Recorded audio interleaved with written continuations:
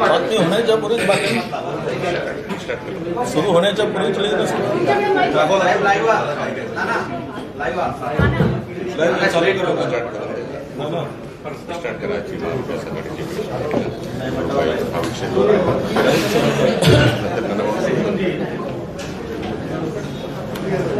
काय सुरू करायचं. आजच्या पत्रकार परिषदेला उपस्थित महाराष्ट्र प्रदेश काँग्रेसचे अध्यक्ष नानाभाऊ पटोलेजी, शिवसेनेचे नेते अनिल देसाईजी, राष्ट्रवादीचे नेते विठ्ठल रावळजी, शिवभाई खान काँग्रेसचे नेते, आमचे प्रतिकार नानाभाऊ गावंडे, उपस्थित पत्रकार मित्र, एक अत्यंत महत्वाच्या बाबीकडे लक्ष वेधण्यासाठी आजची पत्रकार परिषद आयोजित केली आहे. आणि ही पत्रकार परिषदेच्या पुढे माननीय आमचे प्रदेशाध्यक्ष नानाभाऊ पटोले विषय मांडणार आहेत. पण रडीचा डाव कसा असतो आणि कशा पद्धतीनं निवडणूक जिंकण्यासाठी भारतीय जनता पक्ष सर्व नियम कायदे मोडून सत्ता आणि साधनांचा दुरुपयोग करून या निवडणुकीमध्ये काम करू इच्छित आहे. आणि यावर प्रकाश टाकण्यासाठी आणि ही सगळी माहिती महाराष्ट्रातील सामान्य जनतेपर्यंत पोहोचण्यासाठी मी नानाभाऊंना विनंती करतो की त्यांनी या पत्रकार परिषदेला संबोधित करावं. मी आपल्याला सुरुवातीलाच या रडीचा डाव जो भाजपचा आहे तो कसा उघडकीस आला त्याची सुरुवात करतो.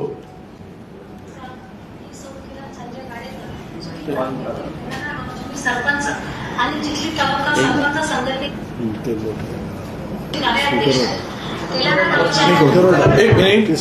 एक मिनिट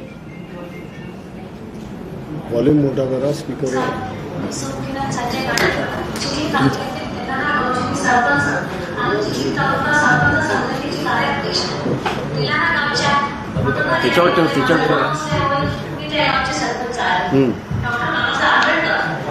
यांनी देशाला संविधान दिले आणि त्या संविधानाने आपल्याला मतदानाचा अधिकार दिला आहे. अशा पद्धतीने आपल्या देशात मतदानाची निवड केली जाते. यासाठी जास्तीत जास्त लोकांनी मतदान केले पाहिजे. प्रत्येकाने मतदानाचा हक्क बजावला पाहिजे. मतदानाची टक्केवारी वाढली पाहिजे. यासाठी प्रशासनाकडून जनजागृती केली जाते. परंतु आपल्या चिखली मतदारसंघात ऑनलाईन पद्धतीने यादीतून नाव बदलण्याचा प्रयत्न होताना दिसत आहे. माझे नाव सुद्धा निलारा गावच्या यादीतून बदलण्याची विनंती आल्याचे समजले. आमच्या गावातील जवळपास 60 लोकांची नावे बदलण्याची विनंती आल्याची समजते. जाणीवपूर्वक केलेला हा घोसाळपणा आहे. संबंधित यंत्रणेने दखल घ्यावी आणि चौकशी करून दोषींवर कारवाई करावी ही विनंती. धन्यवाद. हे झालं एकच नाही तर मी तुम्हाला अजून दाखवतो. हे दुसऱ्या गावचे सरपंच आहे. नमस्कार, मी दीपाली प्रधानमंत्री सरपंच पदावर कार्यरत आहे. ऑनलाईन पद्धतीने सरपंचा माझं नाव करण्याचा प्रयत्न केलेला आहे आणि विरोध पक्षाने घोषणा केला आहे. त्याच्यावर कारवाई करण्यात यावी अशी माझी विनंती आहे. मी तुम्हाला याच्यासाठी पुरावा दाखवला की कारण की आपल्या लोकशाहीतले तुम्ही चौथा स्तंभ आहे. निवडणूक आहे. परवा निवडणूक जाहीर करत असताना त्यांनी सांगितलं की आम्हाला पारदर्शक निवडणूक पाहिजे आणि जास्तीत जास्त मतदान झालं पाहिजे असं निवडणूक आयोगाने त्या ठिकाणी स्पष्ट केलं. महाराष्ट्रामध्ये भाजपला माहिती आहे की आम्ही हारतोय. भाजपच्या सोबतच्या पार्ट्यांना वाटतं की आम्ही हारतोय आणि म्हणून हा रडीचा डाव शाहू फुले आंबेडकरांच्या महाराष्ट्रामध्ये करण्याचं पाप हे लोक करतात आहे. अरे दम असेल ना तुम्हाला आमोरसामोर लढा ना. हे रडीचा डाव करून तुम्ही जे जिंकण्याचा प्रयत्न करताय महाराष्ट्र माफ करणार नाही या भाजपला आणि त्यांच्या सोबत्यांना. आणि या पद्धतीनं जर तुम्ही वागत असाल तर मी या निमित्तानं चौथ्या स्तंभाच्या माध्यमातून महाराष्ट्राच्या जनतेला सांगतो की आजपासून आपल्या सगळ्या वोटर लिस्टला आपण तपासा आणि जिथं जिथं जे अधिकारी यांच्या या षडयंत्रामध्ये सामील झाले असतील त्या सगळ्यांना त्याची जागा दाखवायचं काम महाराष्ट्रातली जनतेने करावं हे आवाहन सुद्धा मी या ठिकाणी करतो आहे. हारण्याच्या भीतीमुळे हे पाप आता भाजप आणि महायुतीचं सरकार करताना आपण पाहतोय. त्याच्याही पलीकडे यांनी महाराष्ट्रामध्ये योजना दूताच्या नावाने 50,000 रुपये त्या एका व्यक्तीला देऊन महाराष्ट्रामध्ये सरकारच्या योजना प्रत्येकाच्या घरी पोहोचवण्याचं काम. ते कोणाचे लोक? तर ते RSSचे भाजपचे लोक. त्यांना शासकीय दूत तयार केले. जनतेच्या घामाचा पैसा जो राज्याच्या तिजोरीत आहे त्या पैशातून त्याची उधळपट्टी केली जाते. निवडणूक आयोगाला आम्ही आज ती मागणी करणार आहोत की तातडीनं हे जे योजना दूत नावाचे बोगस लोक या महायुतीच्या बोगस कामाची माहिती देण्यापेक्षा त्या किती चांगलं काम केलं हे सांगायसाठी जे फिरत असतील तर निवडणूक आयोगाने तातडीनं या योजना दूतांची मान्यता रद्द करून महाराष्ट्राच्या लोकशाहीला वाचवलं पाहिजे ही मागणी आणि राज्याच्या तिजोरीला वाचवलं पाहिजे ही मागणी आम्ही करणार आहोत. त्याचप्रमाणे फॉर्म 7 अर्जामध्ये, कारण की हा जो फॉर्म 7 जो असतो त्या माध्यमातून खोट्या ऑनलाईन अर्ज केले जातात हे आपल्याला उघडकीस आलेलं आहे. आणि त्या ठिकाणी काँग्रेस विचाराचे, उद्धव साहेब ठाकरेंच्या विचाराचे, शरद पवार साहेबांच्या विचाराचे हे मत कमी करण्याचं काम या लोकांनी सुरू केलेलं आहे.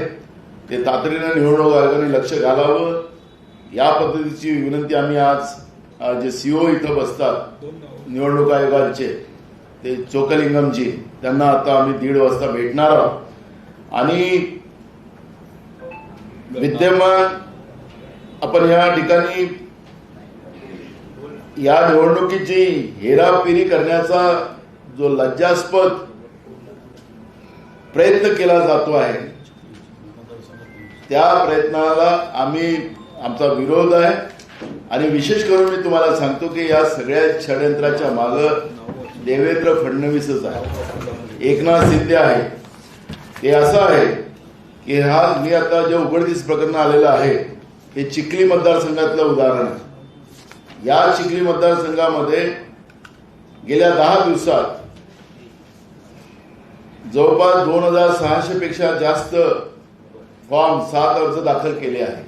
म्हणजे हा 7 नंबरचा अर्ज दाखल केल्यानंतर त्या ठिकाणी त्यांचं नाव वोटर लोकांचं नाव आपोआप कमी केलं जातं आणि ते ऑनलाईन खोट्या सही करून ह्या टाकल्या जातात. या पद्धतीचं आलेलं आहे. तिथल्या उमेदवार कोण आहेत भाजपच्या आपल्याला सगळ्यांना माहिती आहे, मला त्यांचं नाव घेण्याचं कारण नाही. पण या सगळ्या षडयंत्रामध्ये देवेंद्र फडणवीस आणि एकनाथ शिंदे हे याच्यामध्ये सामील आहेत आणि यांना हरण्याच्या भीतीपोटी हे पाप ते करतात आहेत. एवढंच आम्हाला तुम्हाला सांगायचं आहे. आजच्या याच्यामध्ये निवडणूक आयोगाच्या या सगळ्या व्यवस्थेच्या बाबत आम्ही त्यांना सांगण्यासाठी आज जाणार आहोत. त्यासाठी इथं आम्ही आलेलो आहोत. 1:30 वाजता आम्ही भेटणार आहोत. अनिलजी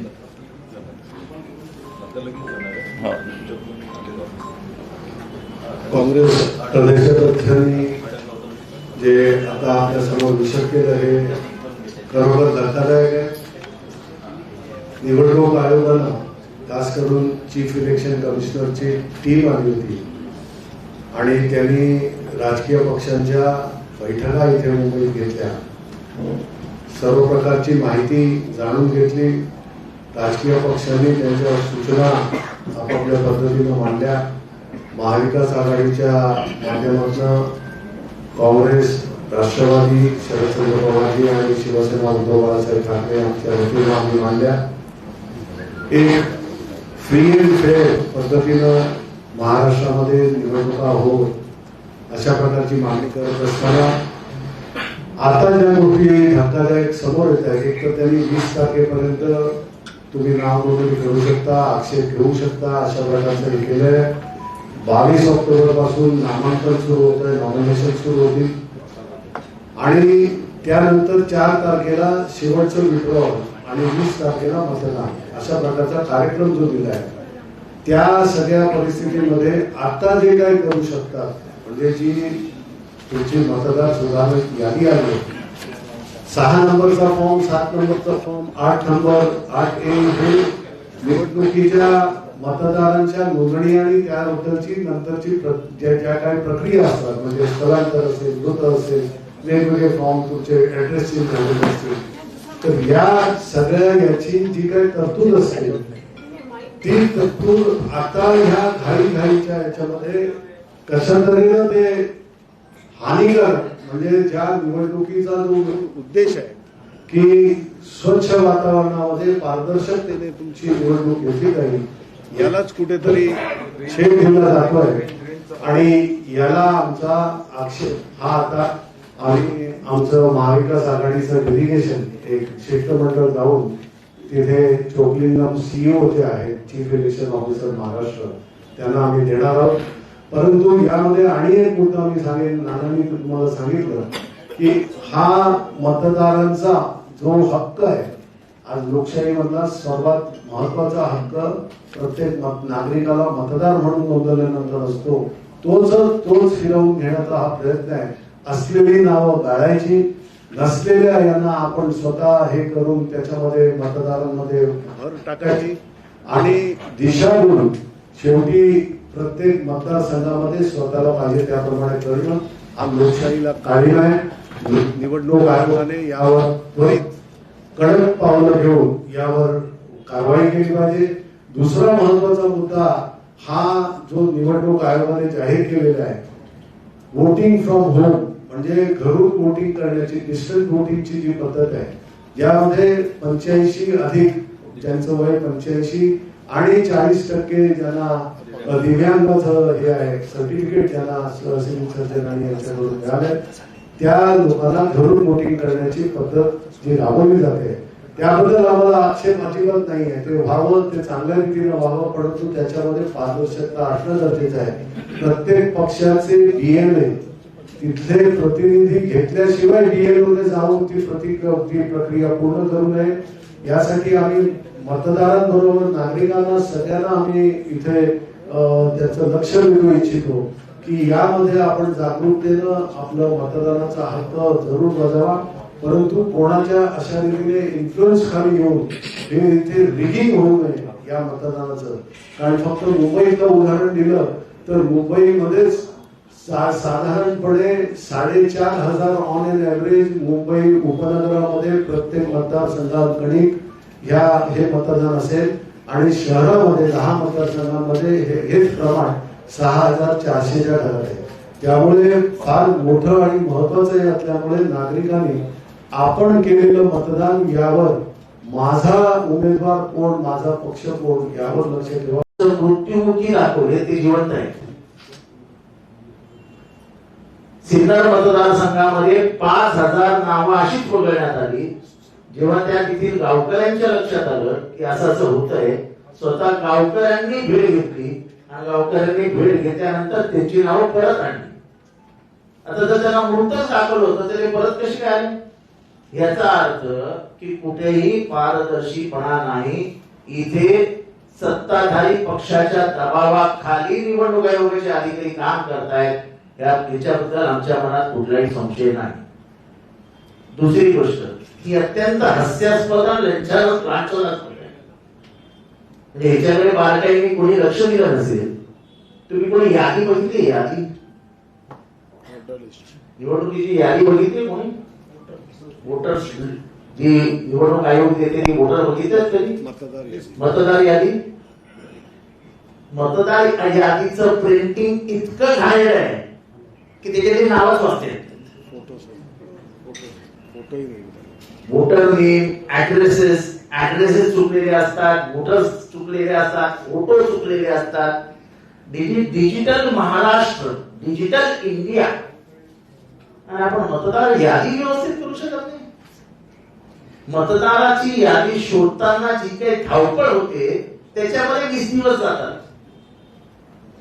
आपण मोठ्या मोठ्या घोषणा करतो, आधार कार्ड लिंक होणार, अमुक होणार, तमुक होणार. अरे मतदार लिंक होत नाहीये त्या मतदार यादीत.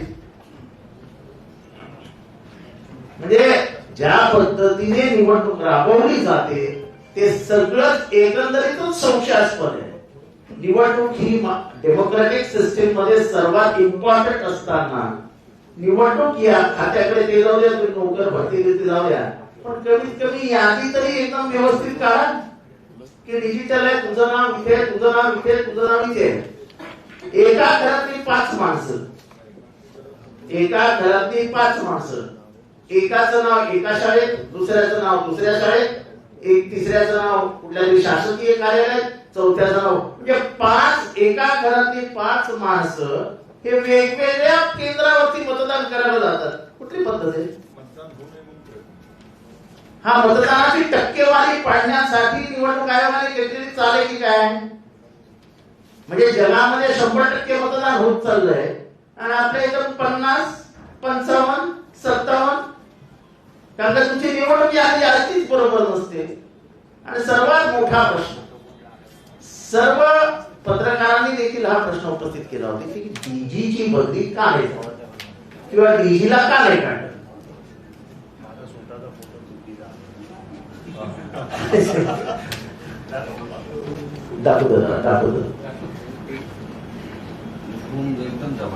तुम्हाला आठवत असेल की बेंगॉलमध्ये जेव्हा निवडणुका झाल्या तेव्हा तिथल्या डीजीला काढावं असं निवडणूक आयोगाने तातडीचं एक पत्र दाखल केलं आणि त्याची बदली. याबाबत हुशार पत्रकारांनी हाच प्रश्न निवडणूक आयोगाला विचारला असता, ज्या डीजी आहेत त्या एक्सटेन्शनवर आहेत, तुम्ही यावर काय निर्णय घेणार? ते आमचा अधिकारच नाही. म्हणजे बंगालमध्ये वेगळं अधिकार पत्र आहे का? काय वेगळं अधिकारांचं पुस्तक आहे आणि महाराष्ट्राला काय वेगळं अधिकारांचं पुस्तक आहे? म्हणजे बंगालची निवडणूक जिंकायची म्हणून आपल्या मताचा निवडणूक आयोगाने डीजी आणला, माईक लांब ठेवा, आपल्या आवडीचा डीजी आणला आणि इथे जिंकायला पेगॅसस कोणी वापरलं, फोन टॅपिंग कोणी केलं, याचा इतिहास सगळ्या महाराष्ट्राला माहिती आहे. आणि ज्यांनी हे सगळे गुन्हे केले तोच माणूस जर पोलीस यंत्रणेचा प्रमुख असेल, जो खालच्या सगळ्या यंत्रणेला सांगतोय की तुम्ही बिनधास्त सत्ताधारी पक्षाचं काम करा, आणि ते निवडणूक आयोग म्हणतं राहू दे त्यांना नका काढू, ते आमचा अधिकार नाही, ते सरकार बघेल. निवडणूक आयोगाने पारदर्शक वागावं, जे निर्णय घ्यायचे त्यांनी पूर्वीच्या राज्यांमध्ये जे घेतले तेच अंमलात आणावे, तरच ही निवडणूक पारदर्शी होईल. अन्यथा ज्या उद्देशाने स्वतंत्र निवडणूक आयोग स्थापन केला होता डॉक्टर बाबासाहेब आंबेडकरांनी, तोच मुळात कोसळेल आणि निवडणुका आणि लोकशाही ही धोक्यात येईल. एक मिनिट हा प्रश्न उत्तर सुरू करण्यात होईल. एक महत्वाची सूचना आपल्या सगळ्यांच्या पुढे, आम्ही आता निवडणूक आयोगाच्याकडे भेटायला चाललो आहोत आणि त्यांची भेट घेऊन आम्ही निवेदन देणार आहोत. आता आमच्याकडे जी माहिती आली आहे ती जिथे जिथे लोकसभेमध्ये महाविकास आघाडीच्या उमेदवारांना अधिकची मतं आहेत त्या ठिकाणी हा प्रयोग सुरू झालेला आहे. म्हणजे विशेष माहिती आपल्या सगळ्यांच्या पुढे, जिथे आघाडीला अधिक मतं मिळाली, आघाडीला लीड मिळाली, त्या मतदारसंघामधील साधारणतः 2,500 पासून तर 10,000 मतं कसे कमी करता येईल अशा पद्धतीचं प्लॅनिंग भारतीय जनता पक्षाचे नेते फडणवीस आणि शिंदे यांच्या नेतृत्वामध्ये महाराष्ट्र सुरू आहे. ज्या निवडणुका आपण जिंकूच शकत नाही आणि म्हणून हा 7 नंबरचा जो फॉर्म आहे तो खरं म्हणजे स्वीकारला जाऊ नये अशी सगळ्यांची मागणी आता केलेली आहे आणि बरीच विस्तृत माहिती आपल्या समोर दिलेली आहे. महाराष्ट्रामध्ये घाबरले आहे माहिती आणि त्यातून हा सगळा प्रकार आता महाराष्ट्रामध्ये सुरू आहे. आपल्याला माझ्याकडे देऊन टाकली, हा फोटो वेगळा आहे आणि माणूस आहे. आताच आपल्याकडे आपले पत्रकार आहे संतोष, कार्यकर्ते एनसीपीचे कार्यकर्ते आहेत संतोष शशिकांत पवार, हे तुतारीवाले आहेत आणि यांचं नाव वेगळं आणि फोटो वेगळा.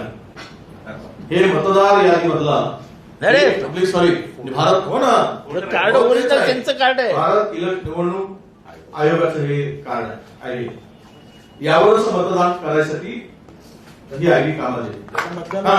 आणि उद्या जर हा फोटो वेगळा आहे तर त्याला मतदानापासून रोखलं जाऊ शकतं, रोखलं जाईलच.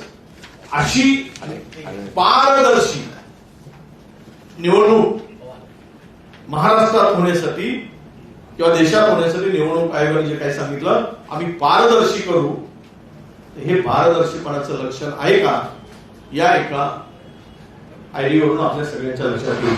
म्हणूनच आमचं सगळ्यांचं म्हणणं एवढं आहे की तातडीनं फॉर्म A7 हा घेणं बंद करा आणि पुन्हा असे प्रकार होतील ना होणार नाही याची सगळ्यांना सूचना करा, अशी मागणी आम्ही या निमित्तानं करतो. आता प्रश्न उत्तर आहे, महाराष्ट्राच्या जनतेला करा. महाराष्ट्रातील जनतेला आम्ही आवाहन करतो की आपलं नाव 29 तारखेला अंतिम मतदार यादी 29 आपल्याला सगळ्यांना आता मिळणार आहे 20 तारखेपासून 19 पासून 19ला ती उपलब्ध होणार आहे सगळ्यांच्याकडे अंतिम. त्यावेळेस सर्व महाराष्ट्रातील जनतेने आपल्या मतदार यादीत नाव आहे की नाही याची खात्री आपण करून घ्यावी आतापासूनच, असं आव्हान सुद्धा या पत्रकार परिषदेच्या निमित्तानं सर्व महाराष्ट्रातील मतदारांना आम्ही करतो. यानंतर प्रश्न विचारा. एक मिनिट.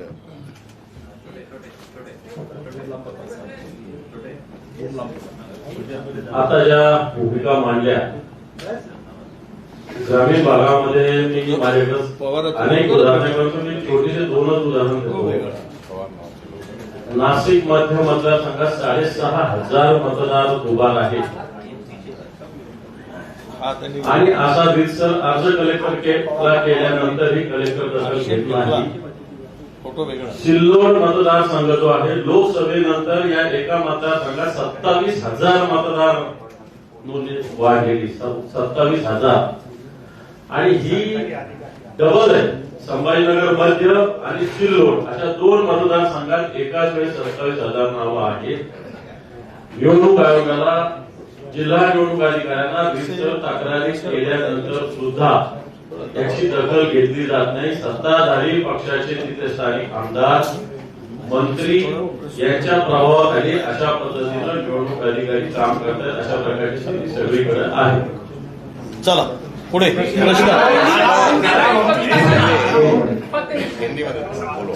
महाराष्ट्र में होने वाली विधानसभा के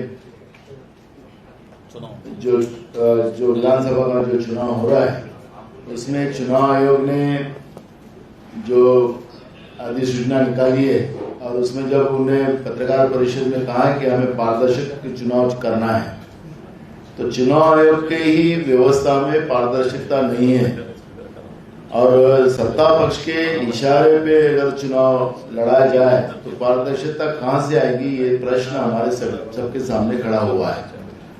महाराष्ट्र में 7 नंबर का जो फॉर्म होता है वो ऑनलाइन डायरेक्ट डालकर लोगों के नाम वहां पे कम किए जा रहे हैं और कम कर उसमें कांग्रेस शरद पवार साहब के विचारधारा के वोट, उद्धव साहब के विचारधारा के वोट वो कम करने का काम महाराष्ट्र में किया जा रहा है और उसके पुरावे हमने आपको दिए हैं.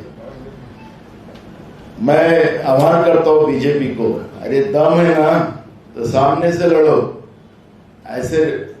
ऐसे ये पीछे से वार करने में लोकतांत्रिक व्यवस्था का खून करने का अधिकार तुमको नहीं दिया गया है.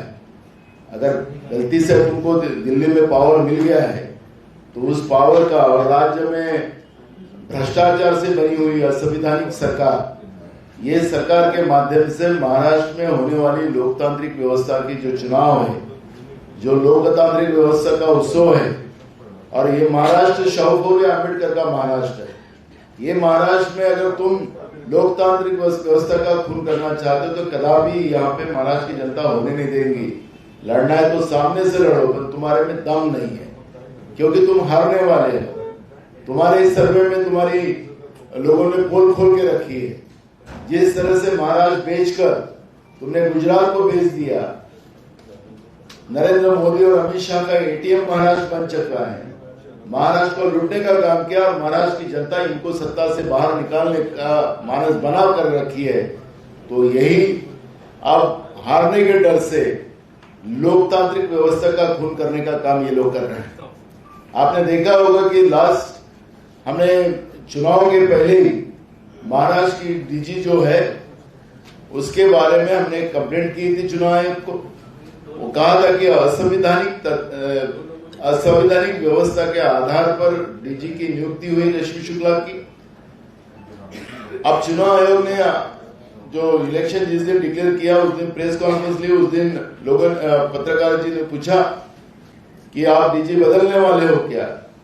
तो चुनाव आयोग कहते हैं कि हम बदल नहीं सकते, डीजी के अधिकार हमारे नहीं है। फिर वेस्ट बंगाल का डीजी आपने कैसा बदला, उसका जवाब भी चुनाव आयोग को देना पड़ेगा। अगर चुनाव पारदर्शी करना हो तो ये व्यवस्था के आधार पर चुनाव आयोग ने तुरंत एक्शन लेना चाहिए और महाराष्ट्र में चुनाव पारदर्शक होना चाहिए। मांग हम तीनों दल, कांग्रेस, उद्धव साहब का गठ और शरद पवार साहब के गठ के माध्यम से हम लोग करने जा रहे हैं और महाविकास आघाड़ी के माध्यम से किए जा रहे हैं। अगर चुनाव पारदर्शक नहीं होता है तो इसका मतलब है कि चुनाव आयोग और केंद्र में बैठी हुई मोदी और बीजेपी की सरकार इनकी साठगांठ से लोकतांत्रिक व्यवस्था का खून करने का काम चुनाव आयोग कर रहा है। ये मैसेज देश में जाएगा और लोकतांत्रिक व्यवस्था के ऊपर से जनता का भरोसा उठ जाएगा। और इसलिए हम आज महाराष्ट्र के जो चुनाव आयोग के सीओ है चोकलिंगम जी, उनको पास जाकर हम सब ये बात को पास से अवगत कराएंगे। जो पुरावे हमारे पास है वो उनको देंगे और जो ऑनलाइन पद्धति से जिस तरह से ये पाप करने का काम जो किया जा रहा है उसको तुरंत रोकने का आदेश वो दे। और ये चुनाव आयोग की जो प्रक्रिया है, अब सरकार का कोई दखलंदाजी नहीं होना चाहिए। और एक दूसरा है कि महाराष्ट्र सरकार ने योजना दूत के नाम से 50,000 लोगों की नियुक्ति की है और उनको 50,000 रुपया दिया जाएगा। सरकार की योजना है उनके घर तक पहुंचाने के लिए वो, लेकिन सब लोग संघ के हैं, बीजेपी विचारधारा के हैं और सब प्राइवेट लोग हैं, सरकारी लोग नहीं है। और ये लोग सरकार का बैच लगाकर लोगों के घर जाकर वो कैंपेन वो लोग कर रहे हैं। जो महाराष्ट्र की जनता के पसीने का पैसा जो राज्य की तिजोरी में है उसको ये उड़ाने का काम और अपना कैंपेन करने का काम ये लोग कर रहे हैं। ये भी इस बारे में भी हम कंप्लेंट चुनाव आयोग को करेंगे। तुरंत ये योजना व्यवस्था बंद की जाए, ये मांग हम करेंगे।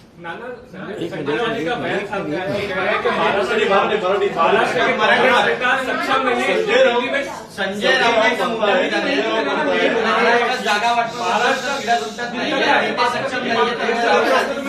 चर्चा करणार आम्ही सध्या याच्यावर बोलतो।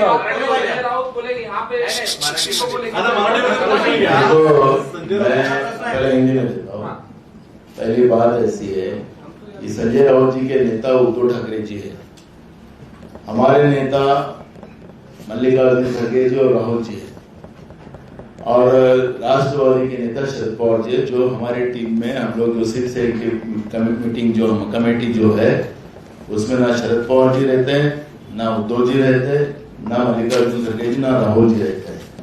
लेकिन हम लोग कमेटी जो बनी है उनके आदेश से बनी है, हमारे तीनों नेता के आदेश से बनी है। हमारी जवाबदारी है कि हमारे नेता को जो भी कुछ हुआ वो मालूमात देना, वो हमारा अधिकार है, वो देना पड़ता है। संजय राउत उद्धव जी को ओवररोल करते होंगे तो उनका इशू है, हमें पता नहीं क्या है उनका, अगर वो ऐसा बोलते हैं तो। लेकिन हम हमारे नेताओं को हम वास्तविकता बताना ये हमारी जवाबदारी है और वो हमने काम किया है। संजय राउत का काम, संजय राउत क्या कर रहे हैं हमें संजय राउत के बारे में मुझे कुछ बोलना नहीं।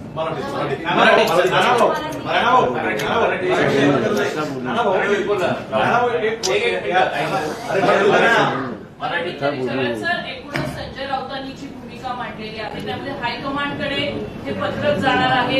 एकूणच सीट सेलिंगची चर्चा जी आतापर्यंत मुंबईत होती ती दिल्लीपर्यंत जाणार का? ते अजून काही ठरलेलं नाही। मुद्दा एक असा आहे की संजय राऊत साहेबांनी जे सांगितले की त्यांचे नेता उद्धवजी आहेत, त्यांना उद्धवजीला माहिती द्यावं लागतं। जितेंद्र असतील किंवा जयंत पाटील असतील त्यांना माहिती पवार साहेबांना जावं लागतं आणि आमची नेमणूक जी केलेली आहे मल्लिकार्जुन खरगे साहेबांनी राहुलजींनी केलेली आहे. आमच्या नेत्यांना आम्हाला माहिती द्यावं लागतं जे काही झालं ते. आखरी हायकमांड बसून हे सगळे निर्णय करणार. तर संजय राऊतांचं काय म्हणणं नेमकं मला ते कळलं नाही, त्याच्यामुळे मला प्रतिक्रिया द्यायचं काही कारण नाही. असं आहे, पत्रकारांनी समजून घ्यावं ही पत्रकार परिषद ही फक्त निवडणूक आयोगासंबंधात आहे. याबद्दल इतर प्रश्नाची उत्तरं आम्ही सगळ्या दुपारी एकत्र बसल्यानंतर देऊ. आपण कृपया याचा मैं सिर्फ इतना कहना चाहता हूँ मैं सिर्फ इतना कहना चाहता हूँ भारत के महाराष्ट्र की जनता से कि आपकी जो यादी है, आपकी यादी में जो घोटाला करने वाले हैं, आज से आप अपना नाम चेक करना शुरू कर दीजिए. अगर गलती से भी आपका नाम गायब हो जाता है तो आप तुरंत आवाज उठाइए, क्योंकि जीतने वाली महाविकास आघाड़ी है. ये ध्यान में रख के आपको काम करना है और उस काम के ऊपर आप नजर रखिए. शासन निर्णय जो बोलो ना, शासन निर्णय आहे, टेंडर निघाले, आचारसंहिता लागल्यानंतर आणि कमी हो जितेंद्र भाऊ मला मी त्याचं उत्तर ऐका.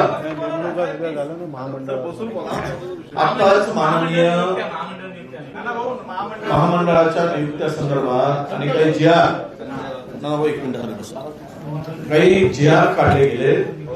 चोरकलिंगमजी महाराष्ट्राचे निवडणूक आयुक्तांनी मुख्य सचिवांना पत्र लिहून आचारसंहितेच्या दिवशी जे जी आर काढले 122 जी आर ते जी आर रद्द करायचा त्या पत्रामध्ये उल्लेख.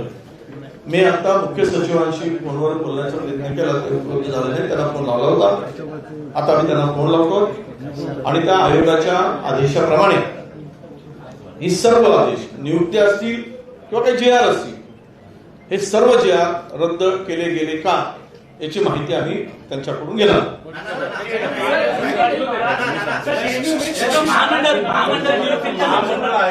टेंडर बरेचसे काढलेले आहेत, ते सर्व निर्णय रद्द करण्याचे सूचना किंवा पत्र निवडणूक आयोगाने मुख्य सचिवांना पाठवलेलं आहे. इलेक्शन कमीशन ने महाराष्ट्र के चुनाव के दिन चुनाव आयोग ने जो इलेक्शन डिक्लेयर किया था उसी दिन जो भी निर्णय हुए हैं वो निर्णय और नियुक्तियों को रद्द करने के लिए लेटर इशू किया है, आदेश दिया है मुख्य सचिव को, और उसका इंप्लीमेंट हो रहे कि नहीं हो रहे इस बारे में हम लोग मुख्य आयुक्त से जानकारी ले रहे. उनको ये करना पड़ेगा. जितनी नियुक्तियां हो या टेंडर हो, जीआर हो, सब कैंसिल करना पड़ेगा. एक मिनिट या विषयात वडेट्टीवार साहेबांनी सांगितलं, त्याच्या पुढे मी जातो. यांनी बरेचसे जी आर जुन्या तारखेनं काढले, परंतु प्रत्यक्षात निवडणूक आचारसंहिता ज्यावेळेस सुरू होती दुपारी 3:30 वाजता पत्रकार परिषद झाली. त्याच्यानंतर मेल आला असेल, वेबसाईटवर टाकला असेल तरी ते इलिगल आहे. तारखा त्यांनी जुन्या टाकल्या. समजा परवाची तारीख टाकली, परवा घोषणा केली, परंतु तारीख मागच्या 10 दिवसापूर्वी टाकली.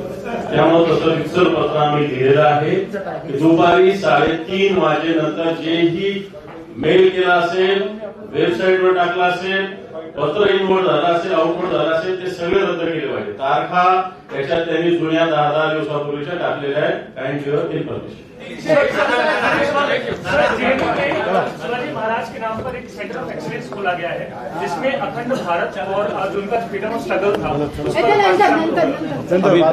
बाद में वेळेच्या